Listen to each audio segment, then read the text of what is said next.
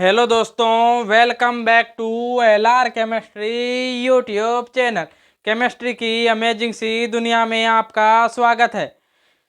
यहाँ मिलेंगे आपको केमिस्ट्री के अमेजिंग से फैक्ट्स, उनको सॉल्व करने के लिए अमेजिंग से ट्रिक्स एवं बहुत ही अच्छे क्वेश्चन आंसर्स। तो दोस्तों, आपको अगर से मैं ऐसे ही ट्रिक्स वगैरह आदि की अगर से आपको रिक्वायरमेंट है तो प्लीज़ मेरे चैनल को सब्सक्राइब कीजिए एवं अगर से आपको अच्छा लगता है मेरा वीडियो तो इस वीडियो को शेयर कीजिए एंड लाइक कीजिए।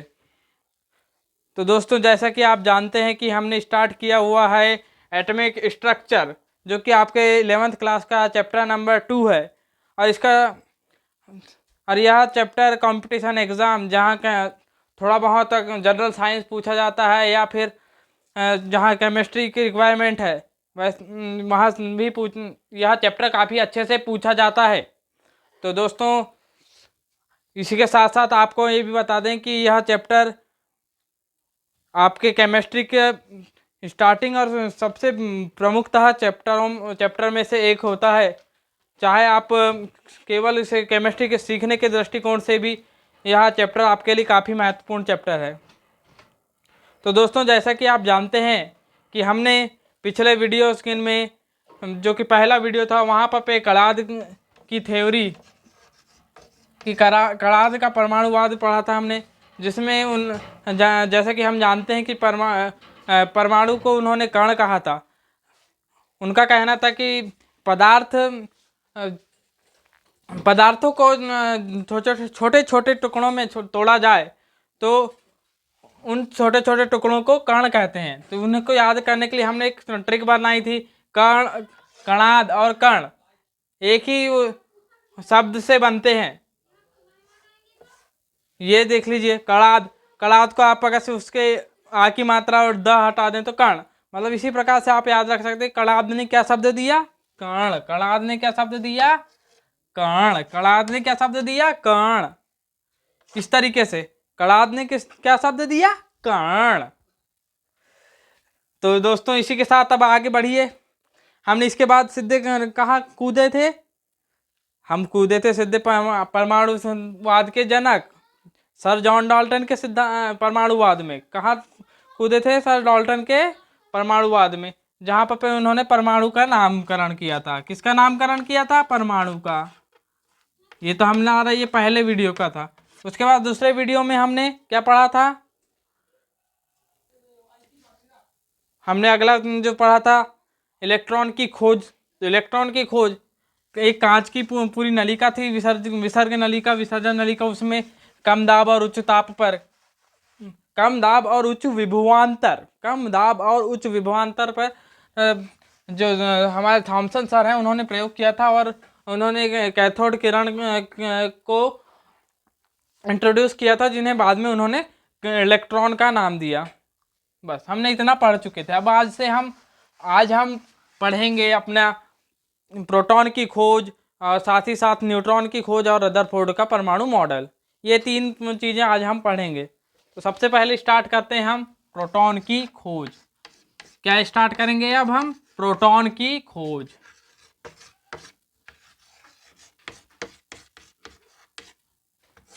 प्रोटॉन की खोज किसने की थी? तो प्रोटॉन की खोज ई गोल्डस्टीन ने की थी। और उसका नामकरण किसने किया था? तो प्रोटॉन का नामकरण किया था रदरफोर्ड ने। ये अभी स्टार्ट में बता दिए, इसे आप लास्ट में इस नोट्स में लिख सकते हैं। और जैसे कि हम जानते हैं कि परमाणु आपको पिछले वीडियो में हमने जो बताया था कि परमाणु के में इलेक्ट्रॉन की खोज हो चुकी थी, लेकिन जो वैज्ञानिक अपने आप में जानते थे कि परमाणु जो है उसमें कोई विद्युत आवेश नहीं होता, वह विद्युत रूपेण उदासीन होता है। क्या होता है? विद्युत रूपेण उदासीन। अब जब विद्युत रूपेण उदासीन होगा तो जाहिर सी बात है, आप खुद समझ सकते हैं कि जब अगर से एक ऋणावेशित कण इलेक्ट्रॉन की खोज हुई तो कहीं ना कहीं जो है प्रोटॉन यानी कि कोई एक धनावेशित कण होगा जो कि इस इलेक्ट्रॉन यानी ऋणावेशित कण को न्यूट्रल करेगा या फिर उदासीन करेगा, तभी वह कण या फिर कोई भी परमाणु अपने आप में उदासीन होगा। इसी सोच के साथ ई गोल्डस्टीन ने अपना प्रयोग स्टार्ट किया, तो उन्होंने भी कुछ इसी तरीके से, जैसे कि इलेक्ट्रॉन में जो विसर्ग नलिका ली गई थी उसी तरीके की एक विसर्ग नलिका ली। वैसे मैंने पिछले वीडियो में आपको एक चीज़ बताया नहीं था कि विसर्ग नलिका के उनके जो कैथोड जो होता है, कैथोड के पीछे एक जो पॉलिश कर दी जाती है जो कि होती है जिंक सल्फाइड की, और कैथोड को छिद्रित कर दिया जाता था। वैसे कुछ यहाँ पर पे ई गोल्डस्टीन ने भी अपने प्रयोगों में कोशिश किया। मुझे चित्रकारी में थोड़ी दिक्कत होती है, इस वजह से मैंने एक चित्र पहले ही मोबाइल में वो कर लिया है, उसे ही देख करके अपन बनाएंगे तो ज़्यादा बेस्ट होगा। वैसे तो पिछले वीडियो में आप इस तरीके से होगा। यहाँ पर पे ये एक जो है निर्वात पंप का कार्य करेगा। कुछ गोल बना दीजिए अब, ये तो चित्र है आप खुद जानते हैं। और उसके बाद ये और यहाँ पर पे एक बैटरी लगी होगी इस तरीके से, बैटरी के दोनों सिरे, और यहाँ पर पे इस तरीके से आ जाएगा। ये हो गया जहाँ पर पे, यहाँ ये दो। अब यहाँ पर पे ये हो गया आपका एनोड और ये हो गया कैथोड। जैसा कि हम जानते हैं कि यहाँ माइनस और यहाँ पर प्लस, यस, बस कुछ इतना इसी तरीके का है। और बाकी इसमें जो नामकरण होंगे वो जो है अभी कम बता देते हैं। तो ये हो जाएगा आपके निर्वात पंप। ये हो गया निर्वात पंप, जो कि हमने पिछले उसमें भी बताया था। और ये पूरी की पूरी हो जाएगी विसर्ग नली, या फिर विसर्ग या विसर्जन नली। ये हो गया।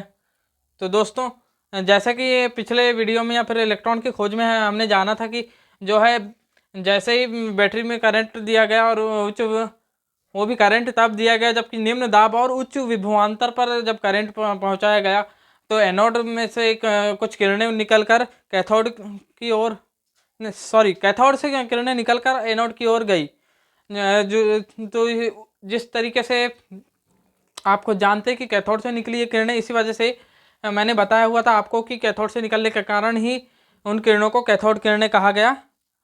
तो उसी तरीके से पिछले इसमें यहाँ पर पे कैथोड पर कुछ छिद्र कर दिए गए थे, लेकिन अब कैथोड पर छिद्र ना करके अब एनोड पर छिद्र कर दिया गया। और यहाँ पर इनके पीछे क्या है, जिंक सल्फाइड की परत चढ़ा दी गई। पहले तो जिंक सल्फाइड की परत चढ़ा दी गई, उसके बाद जो है एनोड को छिद्रित कर दिया गया और उच्च विभवांतर और निम्न दाब पर करंट सप्लाई किया गया। तो जो है यहाँ नली, जो कि ये निर्वात नली से पूरी गैस जो भरी हुई थी या फिर जो दाब था वह कम होकर के फिर कुछ किरणें निकलने लगी, जो कि कैथोड से एनोड से निकलकर कैथोड की ओर जाने लगी। और एनोड के पीछे कुछ यहाँ पर पे कलर बदल दिया जाए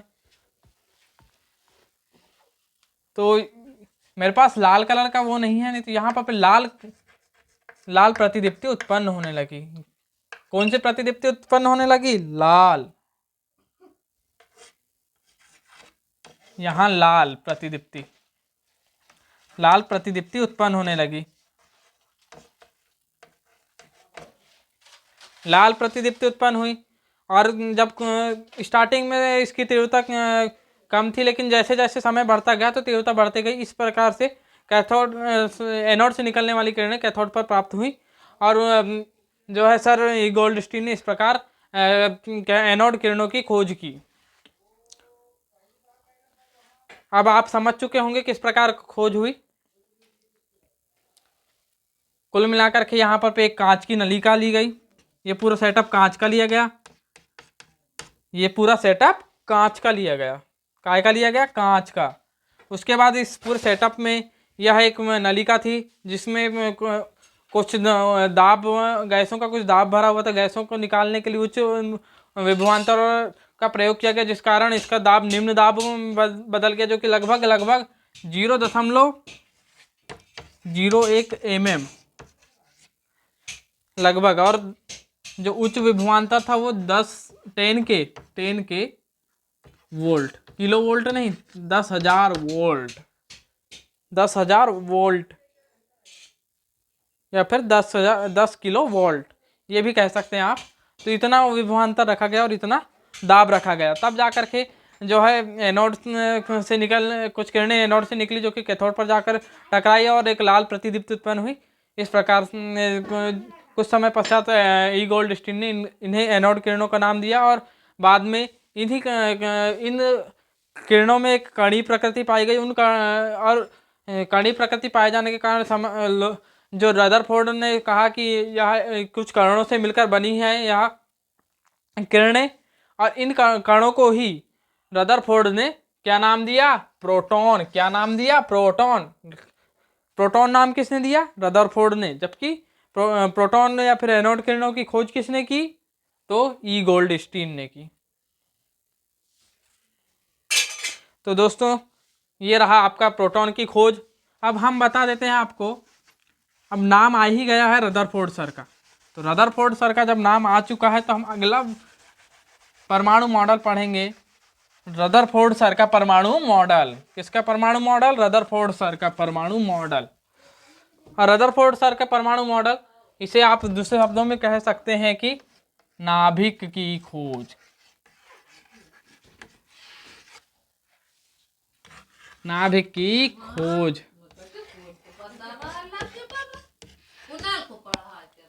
नाभिक की खोज। तो दोस्तों जैसे कि आप जानते ही होंगे कि वैसे सॉरी हम यहाँ पर एक चीज़ भूल गए कि कैथोड किरणों के गुणधर्म के साथ साथ यहाँ अब एनोड किरणों के गुणधर्म बताना भूल गए थे हम। तो एनोड किरणों के गुणधर्म पहले हम, चूँकि एनोड किरणों के गुणधर्म में सबसे पहले आप जैसे कि आपको जानते हैं कि जो है एनोड किरण एक प्रकार से प्रकाशिक किरण है। प्रकाशिक किरण है तो आप प्रकाशिक किरणें आप अधिकतर टाइम जानते हैं कि प्रकाशिक किरणें जो है प्रकाशिक किरणें एकदम सीधी जाती हैं, एकदम सीधी। मतलब उसी प्रकार प्रकाशिक किरणें की तरह ही, प्रकाशिक किरणों की तरह ही एनोड किरणें भी एक सीधी रेखा में गमन करती हैं। और अवरोध कैसे उनके मध्य कोई अवरोध, जैसे कि यहाँ पर कोई अवरोध डाल दिया जाए तो उसकी प्रति छाया उस अवरोध पर उत्पन्न हो जाती है। अगर से मान लो यहाँ पर मान लो आपने कोई एक अवरोध डाल दिया तो यहाँ पर पूरा एक प्रति छाया उसकी बन जाएगी। फिर अगला फिर क्या कहना चाहिए आपको कि इसका दूसरा गुण किया, धनावेशित होती हैं। यह कैसी होती हैं? धनावेशित। यह कैसी होती है? धनावेशित। अब आपको यहाँ पर जितने गुणधर्म बता रहा हूँ वहाँ आपके मुंह जबानी यही याद हो जाना चाहिए। इसी वजह से पहला मैंने बताया क्या, एकदम सीधी रेखा में गमन करती हैं। कैसी गमन करती है? सीधी रेखा में। अगला धनावेशित होती हैं। जब पहली बात है आप इलेक्ट्रॉन को ऋणावेशित और परमाणु को बनाना है तो ये धनावेशित हो जाएंगे। इलेक्ट्रॉन ऋणावेशित और प्रोटॉन धनावेशित। इलेक्ट्रॉन ऋणावेशित, प्रोटॉन धनावेशित। और फिर दूसरी और एक और बात, अगर से क्या कहते हैं, अगर से इन्हें किसी गोल वृत्ताकार पथ में गोल वृत्ताकार पंखुड़ी वाले किसी पंखे में जिनका जो है वजन कम हो, अगर से उनके मार्ग में अगर से रख दिया जाए उस पंखे को, तो वह पंखा अपने आप में गोल घूमने लग जाता है। इस तरीके से गोल घूमने लग जाता है। इससे हमें यह पता चलता है कि ये किरणों की इसी के द्वारा हमें कणीय प्रकृति का पता चलता है। इसके द्वारा हमें कणीय प्रकृति का पता चलता है इसके द्वारा हमें। और इसी के साथ साथ अब हम अगले गुणधर्म की ओर आगे बढ़े।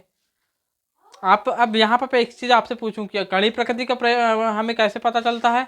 इनके मार्ग में एक गोल वृत्ताकार अगर से पंखा रख दिया जाए जो इनका वजन कम हो तो वह गोल गोल घूमने लग जाता है। इस कारण हमें कणीय प्रकृति का पता चलता है। अगला गुणधर्म कि यह विद्युत क्षेत्र और चुंबकीय क्षेत्र दोनों में विक्षेपित हो जाते हैं। विद्युत क्षेत्र और चुंबकीय क्षेत्र दोनों में विक्षेपित हो जाते हैं। इलेक्ट्रॉन और प्रोटॉन ये दोनों के गुण हैं कि यह विद्युत क्षेत्र और चुंबकीय क्षेत्र दोनों में विक्षेपित हो जाते हैं। और यहाँ पर पे अगला गुणधर्म कि जो यह आयनीकृत होते हैं और इनकी आयनन क्षमता जो है इलेक्ट्रॉन से अधिक होती है। इनकी आयनन क्षमता इलेक्ट्रॉन से अधिक होती है। और उसके बाद जो है अगला कि इनकी भेदन क्षमता इलेक्ट्रॉन से कम होती है। इनकी भेदन क्षमता, ये पतली प्लेट को पार जरूर कर जाते हैं, लेकिन कैसे भेदन क्षमता का कैसे वो चार्ट बनाएगा जाएगा, जो कि आपको जैसे ही न्यूट्रॉन की खोज बताऊंगा उसके बाद आपको चार्ट बनाकर बता दूंगा। तो भेदन क्षमता आपको बता दूं कि इलेक्ट्रॉन से कम होती है। इसके बाद जो है ये फोटोग्राफिक प्लेट को भी प्रभावित कर देती हैं। ये फोटोग्राफिक प्लेट को प्रभावित कर देंगी। अब इनका जब आवेश की बात आएगी तो इन पर आवेश इलेक्ट्रॉन के आवेश के बराबर होता है, किंतु इनका परिमाण जो है इलेक्ट्रॉन के परिमाण के बराबर होता है, जो कि होता है 1.6 गुणा 10⁻⁻⁹। आपको वैसे मेरा मानना है कि यह आपको याद हो गया होगा, इतना होता है। मैं आपको दूसरी पद्धति ESU में नहीं बताना चाहूँगा क्योंकि वह कंफ्यूज करेगा, और आपको अगर ज़रूरत हो तो आप बाद में जैसे ही न्यूमेरिकल करने बैठेंगे तो वहाँ पर आप खुद बार बार यूज करेंगे तो आपको याद हो जाएगा, लेकिन आपको मेन रूप से यह याद होना चाहिए। इस वजह से मैं यह बता दे रहा हूँ। फिर अगली बात, अभी इनका जब द्रव्यमान की बात आएगी तो द्रव्यमान इनका होता है 1.67 गुणा 10⁻⁻24 ग्राम। कितना होता है? 1.67 गुणा 10⁻⁻24 ग्राम। अब इसके बाद बस इतना ही, यही सभी इनके गुणधर्म हैं। अब आइए, जैसे कि अब हम अगली चीज़ आपको बता ही चुके हैं कि क्या पढ़ने वाले हैं। वो अगली चीज़ है हमारी नाभिक की खोज। मुझे पृष्ठा भी बदलना पड़ेगा लग रहा है। नाभिक की खोज,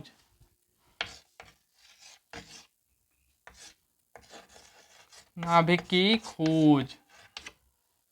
नाभिक की खोज किसने की थी? तो रदरफोर्ड, सर रदरफोर्ड ने।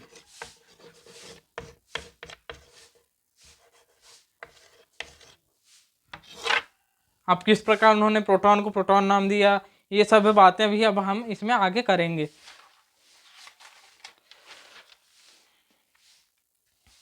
अब जैसे कि आप जानते होंगे कि हमने थोड़े बहुत जानकारी तो हमने प्राप्त कर ली थी इलेक्ट्रॉन की खोज के समय में, लेकिन फिर भी हमने वहाँ पर कुछ बातें आपको नहीं बताई थी कि जो है इलेक्ट्रॉन को एक खोज के समय जो हमारे सर डाल्टन जी नहीं, थॉमसन सर ने जो है इलेक्ट्रॉन को एक स्थिर आसपास स्थिर बताया था, लेकिन जो है प्रोटॉन को घूमता हुआ बताया था। लेकिन जब सर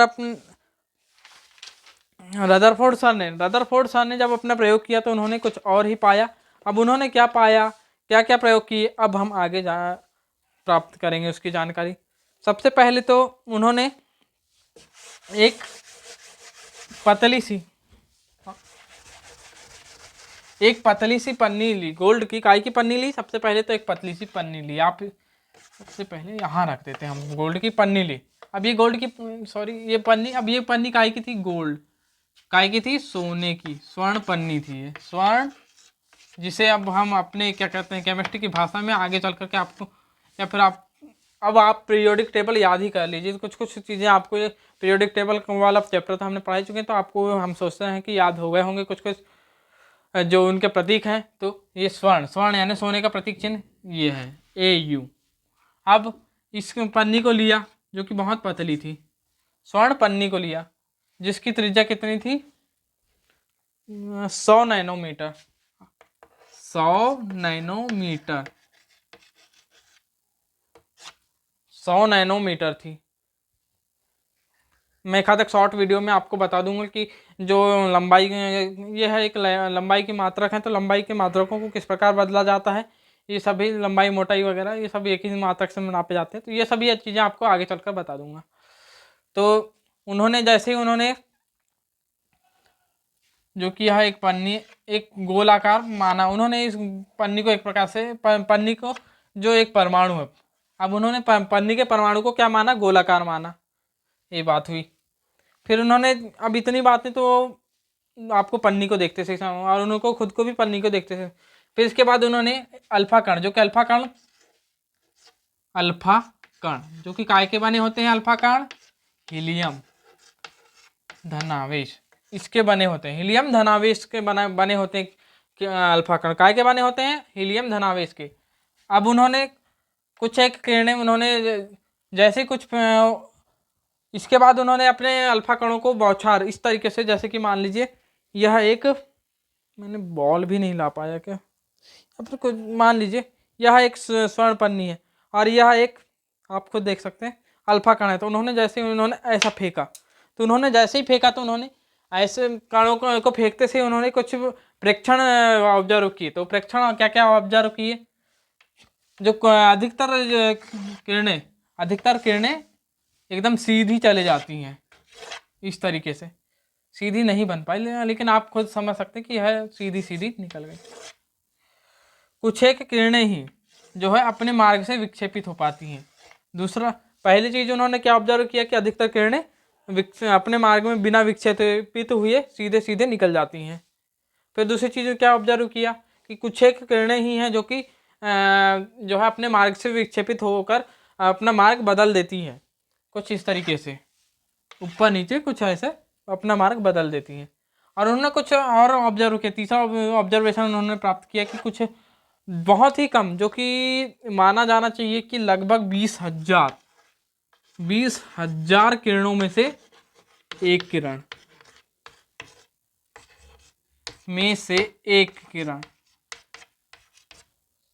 एक किरण 20,000 में से एक किरण, मतलब आप खुद समझ सकते हैं कि बहुत ही कम किरणें जो है अपने मार्ग में पुनः वापस आ गई। अब उन्होंने जब ये ऑब्जर्वेशन किया तो उनको क्या क्या इसके द्वारा क्या परिणाम प्राप्त हुए, क्या क्या जानकारियां प्राप्त हुई, अब उन्होंने अपने परिणाम के रूप में बताया।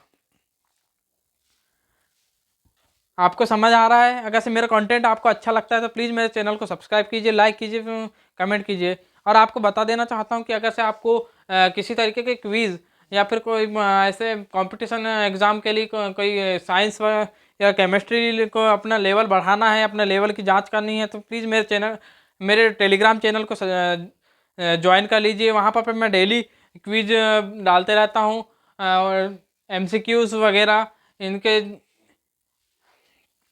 इन्हें अटेंड कीजिए और अपने नॉलेज लेवल को बढ़ोतरी कीजिए।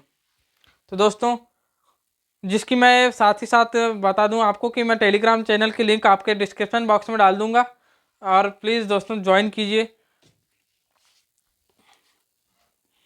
तो दोस्तों, जैसे कि हम चल रहे थे अपने रदरफोर्ड के परमाणु मॉडल में, अब हमने देख लिया उनके ऑब्जर्वेशन या फिर उनके जो प्रेक्षण थे, उन्होंने क्या क्या उस परमाणु मॉडल में हीलियम कण या फिर अल्फा कणों को जैसे ही उन्होंने आगे फेंका, जैसे ही फेंका तो क्या क्या ऑब्जर्वेशन प्राप्त हुए, ये जानकारियां आपने प्राप्त कर ली हैं। अब उन जानकारियों के द्वारा क्या परिणाम प्राप्त हुए, अब इन परिणामों के ऊपर हम ध्यान देते हैं।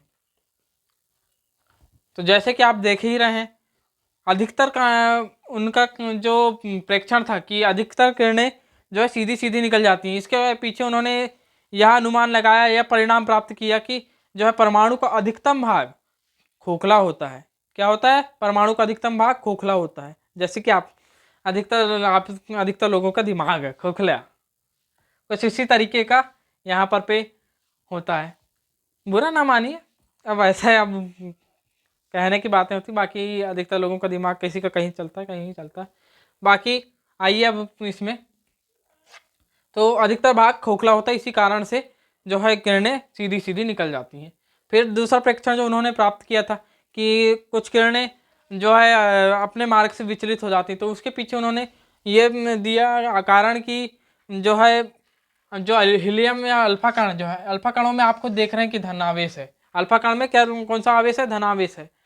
तो जो है परमाणु के अंदर कहीं ना कहीं जो है धनावेश होगा और जो है वह बाहर की ओर विक्षेपित हो रही, तो जो है अंदर की ओर धनावेश होगा और बाहर की ओर ऋणावेश होगा।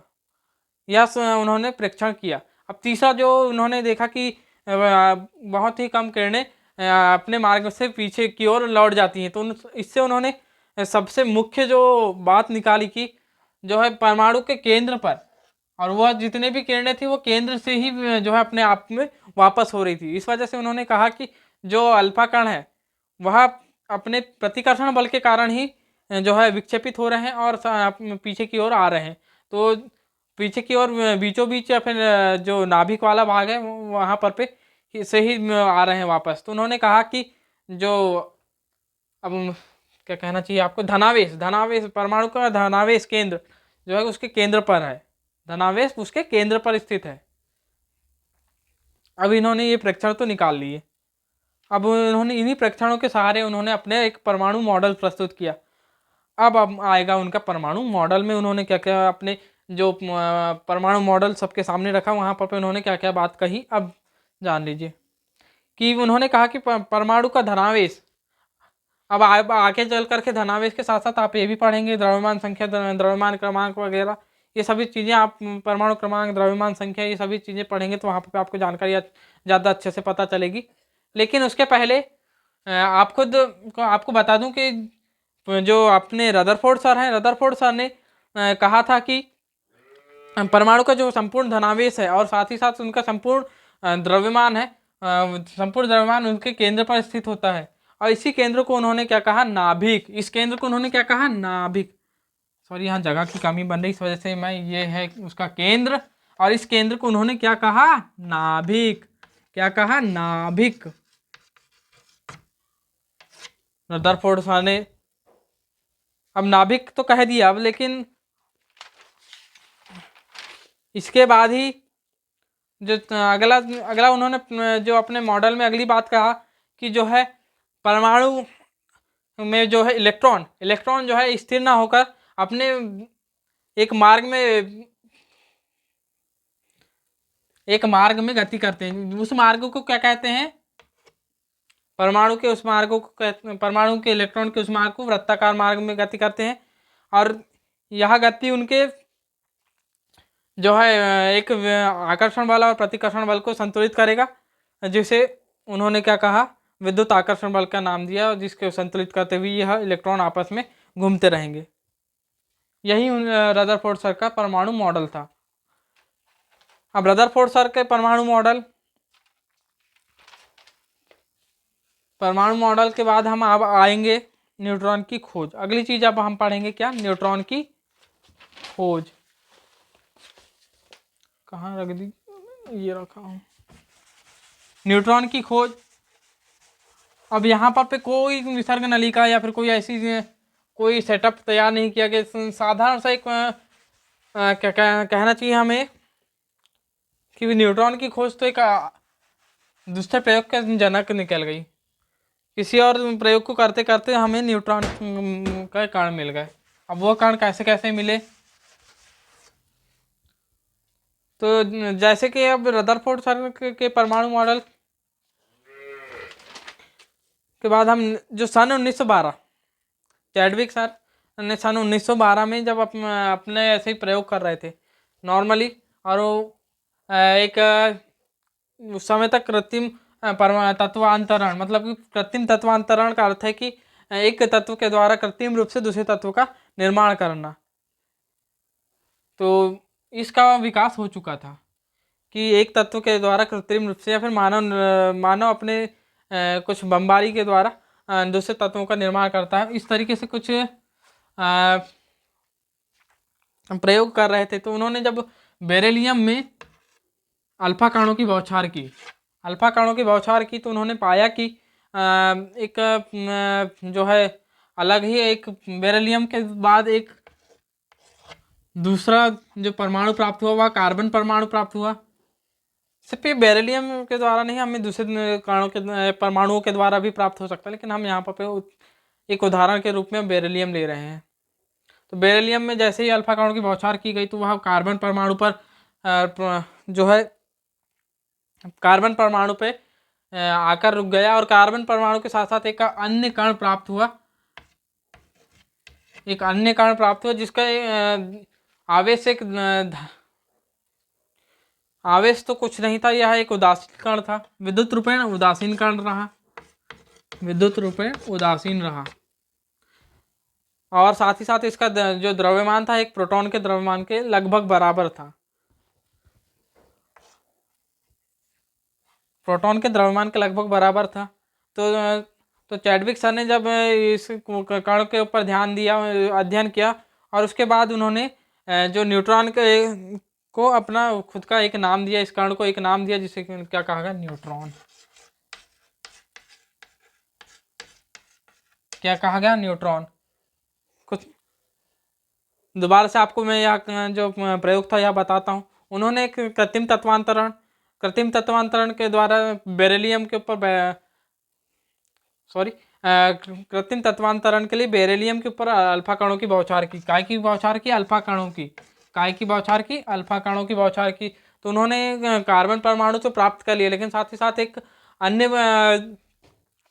कण भी प्राप्त किया, या फिर जिसे अन्य कण प्राप्त किया जिसका द्रव्यमान एक प्रोटॉन के द्रव्यमान के लगभग बराबर था, तथा यह एक विद्युत रूपेण उदासीन कण था, जिसे उन्होंने बाद में क्या का नाम दिया, न्यूट्रॉन का नाम दिया। काय का नाम दिया? न्यूट्रॉन का नाम दिया। अब यहाँ पर पे अब अगर से आपको यह अब मैं समझ रहा हूँ कि आपको यह सभी चीज़ें समझ में आ चुकी हैं। अगर से नहीं आई होंगी तो आप मुझे कमेंट बॉक्स में बता सकते हैं कहाँ पर क्या दिक्कत आ रही है आपको इन तीनों मॉडलों में, या फिर पुराने जो मैंने बता दिया हूँ उन मॉडलों में भी कहीं कोई दिक्कत आती है तो वह भी बता दीजिए। मैं आपको टेलीग्राम, इंस्टाग्राम या फिर फेसबुक में इन तीनों की लिंक आपको मैं डिस्क्रिप्शन बॉक्स में दे दूँगा, या फिर व्हाट्सअप, चारों चीज़ों की दे दूँगा। जहाँ पर आपको मन करे वहाँ पर आप आकर के मेरे से क्वेरी कर सकते हैं। क्वेरी करके पूछ सकते हैं, या फिर मेरा व्हाट्सअप नंबर जो कि मैं लिख करके दे देता हूँ आपको। मेरा व्हाट्सअप नंबर है 7869349206। ये मेरा व्हाट्सअप नंबर है, वहाँ पर मैसेज करके पूछ सकते हैं, जहाँ आपके डाउट को क्लियर कर दिया जाएगा। अब आते हैं हम अपने न्यूट्रॉन के गुणधर्मों में। जैसे कि आपको मैंने बता चुका है कि न्यूट्रॉन एक उदासीन कण है। उदासीन कण मतलब इसमें कोई आवेश नहीं होगा, मतलब शून्य आवेश होगा, उदासीन कण। फिर अगली बात, न्यूट्रॉन का संकेत। न्यूट्रॉन का संकेत जो है, न्यूट्रॉन का संकेत जो है ये होता है 1n0। 1n0 यह है न्यूट्रॉन का संकेत। 1n0 न्यूट्रॉन का संकेत हो गया। यह जो है एक अगर से मान लो विलगित या फिर एकदम अलग रखा जाए तो यह एक अस्थायी कण होता है जिसका अर्धायु काल 10 की घात ऋण 20 सेकेंड होता है। इतना कम अर्धायु काल होता है।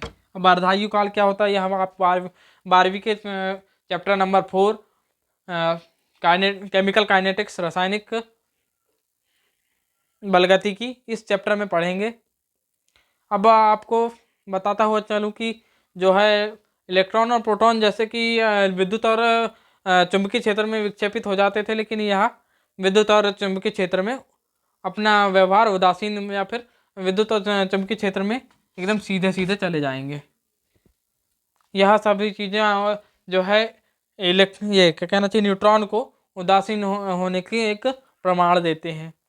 अब इनकी विभेदन क्षमता इलेक्ट्रॉन और प्रोटॉन दोनों से बहुत अधिक होती है, लेकिन कॉस्मिक किरणों से कम होती है। फिर और इनकी जो अब भेदन क्षमता की तो हमने बात कर दी। अब इनकी आयनन क्षमता इलेक्ट्रॉन और प्रोटॉन दोनों से कम होती है, और इसकी त्रिज्या लगभग नाभिक की त्रिज्या के लगभग बराबर होती है, जो कि होती है 10 की घात ऋण 15।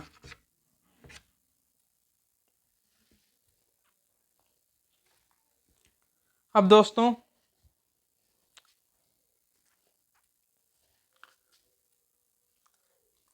रहन देते हैं यहीं तक आज। तो दोस्तों कैसा लगा यह वीडियो प्लीज़ कमेंट कीजिए। एंड आप टेलीग्राम चैनल में अगर से आपको डिस्क्रिप्शन बॉक्स में नहीं मिलता है तो किस प्रकार आप सर्च करके ज्वाइन कर सकते हैं, यह जानकारी मैं आपको स्क्रीन रिकॉर्डिंग के द्वारा आपको दे देता हूं। तो दोस्तों अब आप आ जाइए इस प्रकार आपके पास डाउनलोड होगा टेलीग्राम चैनल, या फिर टेलीग्राम नहीं डाउनलोड होगा तो वह भी बता दीजिए, मैं उसकी भी लिंक आपको प्रोवाइड कर दूंगा। तो आप जैसे ही आप टेलीग्राम में जाएंगे तो सबसे पहले आप सब सर्च कीजिए LR chemistry YT Telegram group. सिर्फ इतना ही लिखेंगे तो आपको मिल जाएगा, जिसमें 153 लोग ज्वाइन होंगे और साथ में 2 सब्सक्राइबर्स होंगे।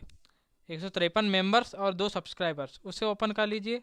जैसे ही ओपन करेंगे तो आपको इस प्रकार का एक क्या कहना चाहिए स्क्रीन दिखेगी। उसमें आपको ज्वाइन चैट करके लिखा हुआ दिखेगा नीचे, तो उसे क्लिक कर लीजिए और ज्वाइन कर लीजिए मेरे चैनल को टेलीग्राम में, और वहीं पर आपको मिल जाएगी आपके PDF इस वीडियो की। थैंक यू दोस्तों, watching till and. Please like, comment, share and subscribe to my YouTube channel, and give your suggestion please. Thank you watching till end.